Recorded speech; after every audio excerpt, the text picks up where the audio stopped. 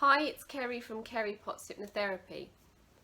So I said in my welcome video that I'd be telling you about what hypnosis is and how it can help you, and maybe when you've watched this video, you'll recognise signs of why you've been stuck in a certain way and not being able to change the way that you feel. So if you want to look at it in a really simple way, this isn't particularly accurate when it comes to the brain, but it should get you in a place where you can understand what is going on. So if you imagine there's two sides to your brain. This side deals with all your thinking, all your learning, all your ABCs, your 1, 2, 3s. And this side of your brain is to do with your emotions and your creativity and your imagination. Well, we have these two parts of the brain working all the time. But the problem is, when there's conflict, the emotions will always override the intellect, which is why you can find yourself arguing with a partner and carrying on that argument in your head for hours and sometimes even days. It's because that part of you wants to make it carry on. It wants to create all these different things that potentially won't happen and bring up all those emotions and feelings. And then suddenly the logical part will go, hang on a minute, I really wish I hadn't said that. And then you'll start going through all the other bits, like the guilt cycle. I really wish I hadn't done that. I really wish I hadn't said that. But that is exactly what happens. So you can imagine that you're doing really well in imagining the worst, when in fact it's very, very unlikely to happen.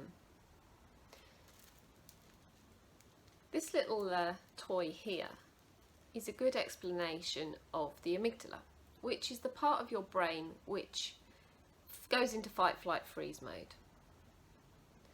So if you imagine every day, the amygdala is just looking for danger. It's going, is it going to hurt me? Is it going to kill me? And the reason being is that when we had that primitive brain, when we were cave people, we needed to be able to fight. We needed to be able to flee. We needed to be able to hide. So if you imagine then there was a saber-toothed tiger coming after you, well, you know, you really need to get away from that saber-toothed tiger, or you were going to be eaten or killed. So what then your body would do is it would take all the blood away from your organs and it would send it to your arms and your legs in order for you to flee. It would put you into a sense where you were looking all around for danger constantly. Now in this day and age we don't need that to be going on all the time, but it still does, okay? So our brain is constantly engaged, this amygdala part of our brain is constantly engaged in looking for what's going to happen. And if you imagine, as you go through your life, more and more things happen to you and you experience more things. So what happens is your amygdala spikes, it starts firing off cortisols and hormones and adrenaline and all those things that would have helped you to get away when you were a cave person, but now it's not so needed. But it's also needed in a situation where you do need to act on impulse in order to get away from a dangerous situation. But what happens as we go through life, we tend to find situations, or we get feelings around situations where at one point you would have felt fearful, you would have felt like you were in danger. So let's focus on a spider phobia, an adult with a spider phobia.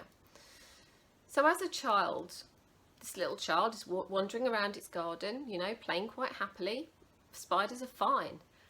All of a sudden, you hear a scream and mummy's going, ah, spider. Okay, so that child now thinks, right, spiders can't be nice because they're dangerous. Mummy doesn't like them. So that little child's amygdala would spike, and then there would be a reminder put in there, into that unconscious part, saying, spiders aren't nice, spiders are dangerous, stay away from them. And that can then lead to a fear or a phobia, okay? So as you imagine, as you go through life, lots and lots of things happen to you. Potentially you lose pets, you lose people in your life, maybe mum and dad get divorced, and every single time your amygdala would spike because it's not a nice feeling to have, and that thing would get stuck in that part of your brain. So constantly it's on guard, and your unconscious is always going to protect you in all circumstances. So it runs automatic programs. So in hypnosis, it's about getting you into a state where you can open up, and then we can go through and go, right, I don't need that anymore. I don't need to feel that anymore. I don't need to be reminded of that anymore. And eventually you can allow that to come down and calm down. And that is hypnosis. It's getting you out of your own way, out of that thinking mind, out of that mind that's just constantly on the go, all that overwhelm. Going over all that stuff that you no longer need anymore. All those old memories and the feelings around those old memories that you still think about, that you're still triggered by every time you think of that thing. So it's about changing the way you respond to those thoughts and those feelings, and changing the way that you're feeling about that thing. You can't change the past, it's always going to be there, but you can shape your future. It's Kerry from Kerry Potts Hypnotherapy. Stay tuned for the next video when I'll be explaining how the mind and the body are linked. See you very soon. Don't forget to like, share and subscribe.